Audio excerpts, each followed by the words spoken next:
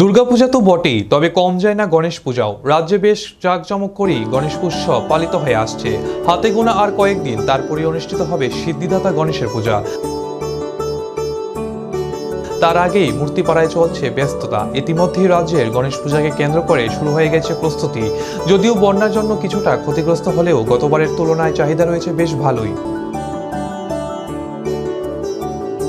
এমনি তো মনে করেন গণেশ পূজা উপলক্ষে আমরা এখানে ভালো হয়ে যেতে 4-5 বছর ধরে পূজা বেশি হইতেছে।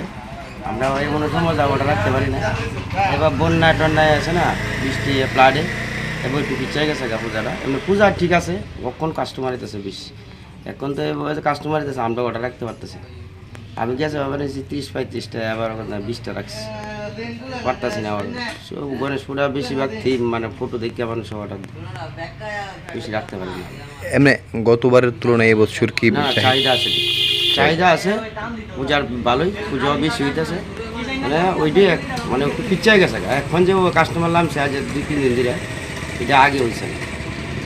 নববর্ষ তো 1 মাস আগে থেকে এমন হয়ে থাকে। আর এবারে একটু লেটে আছে। রেটটা কীরকম? রেটটাও মোটামুটি আছে, মানে কম বাজেটের মধ্যে, মানে পূজা করতেছে ঠিক আছে, বাজারটা একটু কমছে।